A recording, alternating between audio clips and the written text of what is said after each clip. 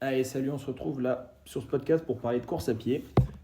Course à pied et pose du pied. Donc la manière dont on va attaquer le sol avec le pied pendant qu'on court à différentes vitesses et en quoi cette pose du pied va impacter sur notre effort et sur notre performance. Donc une fois de plus, j'explique qu'il n'y a pas forcément, il n'y a pas une pose idéale. Il y a pas, on peut pas dire il faut poser le pied de telle façon et c'est universel pour 8 milliards de personnes sur Terre.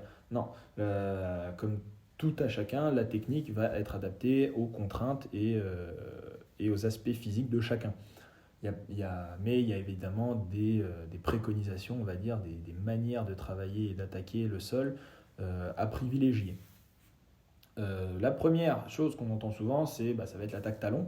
Ça va être donc les coureurs, généralement assez lourds, ou qui veulent faire des pas trop amples, donc qui veulent aller chercher trop loin devant, et vont aller chercher sur le talon.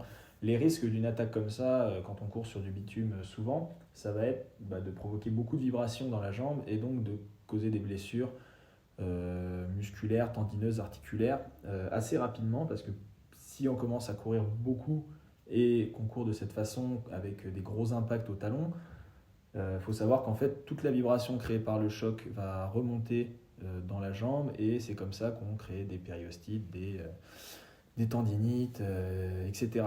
Donc on va expliquer comment en fait entre guillemets remédier à ça. Ça va être en travaillant sur les gammes, en travaillant évidemment sur ça peut être sur tapis par exemple, où on s'applique justement sur sa foulée. Il y a un très bon indicateur de foulée, pour savoir si on court plus ou moins sur l'arrière ou le plat ou l'avant du pied. Ça va être le bruit qu'on fait. Le bruit va aussi dépendre des chaussures évidemment, mais le bruit qu'on fait, si on entend qu'on a une foulée d'éléphant, en fait on peut déjà se dire que tiens, peut-être que je suis trop lourd sur mes appuis, peut-être que je vais chercher trop loin devant. Donc dans ce genre de cas, on va essayer d'alléger un peu la foulée, c'est-à-dire de mettre un peu plus de fréquence.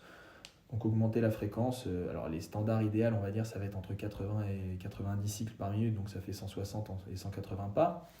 Ça va être des standards, c'est toujours pareil, ça va dépendre de la taille des jambes, de la morpho, etc.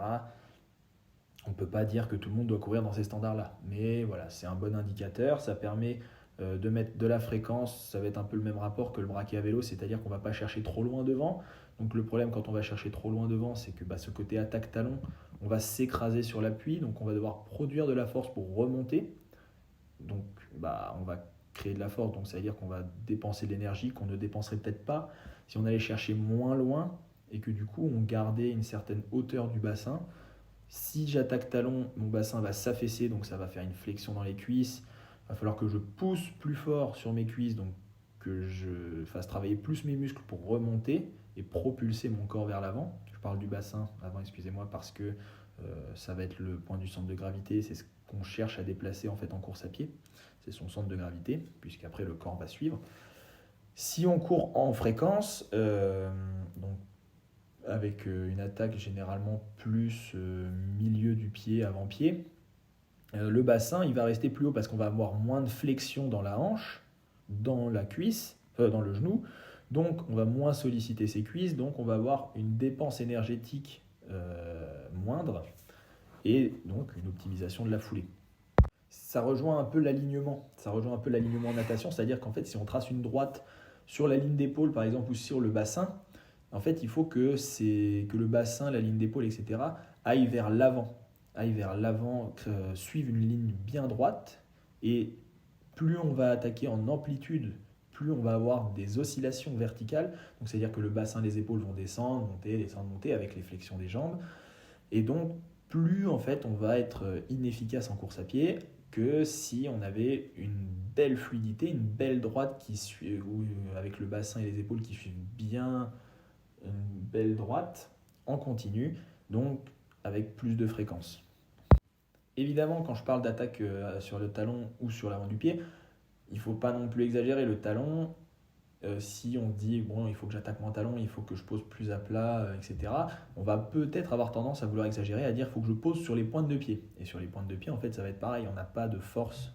Si on va chercher sur les orteils, on n'aura pas de force. Donc il faut trouver ce juste équilibre qui va être on va dire sur le milieu du pied. Un bon indicateur, un bon repère, ça va être par exemple là où sont les pointes sur les chaussures d'athlétisme, là où sont les cales à vélo, ça va être les points en fait sous le pied où quand on va poser le pied au sol, quand on va appuyer sur le vélo, sur la pédale, ça va être là où on va pouvoir produire le plus de force. Donc en fait, c'est dans ces zones-là qu'il est préférable de poser son pied au sol. Maintenant, comment est-ce qu'on peut travailler ça? Tout à l'heure, je parlais du bruit, donc ça va être plutôt un travail subjectif, c'est-à-dire de se dire, tiens, est-ce que je fais du bruit ou pas? Ça va être à votre oreille de le savoir, de le dire. Ça peut être aussi avec de la vidéo, donc on se fait filmer de profil, de dos et de face, et on regarde un peu, on regarde soi-même. En fait, là, on a un indicateur objectif, on dit, tiens, est-ce que, oui, c'est vrai que j'attaque fort. Comment y remédier? À part en y pensant, ça va être en travaillant ce pied, c'est-à-dire en faisant de la gamme technique, de l'éducatif de course à pied. Au début, c'est bien de privilégier, en fait, de découvrir un peu toutes les sensations qu'on a sur le pied, c'est-à-dire de travailler sur le déroulé du pied, le déroulé de la cheville. On pose le talon, on déroule sur tout le pied, plus ou moins sur l'extérieur, sur l'intérieur, on monte sur les pointes de pied. Voilà, comme ça, en fait, on dérouille un peu l'articulation et on découvre un peu ça. Et après, en fait, on va dynamiser les exercices.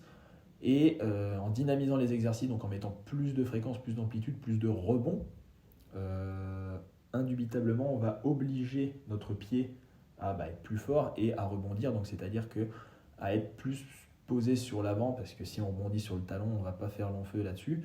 Donc, c'est aussi un double travail en fait, d'éducatif et de concentration. C'est toujours pareil, la technique, il faut le faire de manière isolée, c'est-à-dire pas sur une séance où on vient de faire des 30-30 avant, par exemple. Non, c'est vraiment, on dédie un footing, échauffement, et derrière, des gammes, du travail de pied, sur sol mou, dur, n'importe, mais où on va se concentrer que sur ce point qui va être la pose de mon pied et le rebond que je vais mettre dessus. Derrière, on peut enchaîner pour remettre directement le travail fait dans la course à pied. On peut enchaîner sur des lignes droites de 10-15 secondes assez rapides, en y pensant, justement, en se disant il faut que je mette plus de fréquence, il faut que mon bassin suive une ligne droite, il faut que je pose bien mon pied. Mais voilà, ça, pour moi, ça doit être une séance à part entière dans la semaine qui va être juste footing gamme, ligne droite et on rentre au bercail, quoi. Et ça permet de préparer vraiment bien le pied en amont et de retranscrire ça tout de suite dans la course à pied.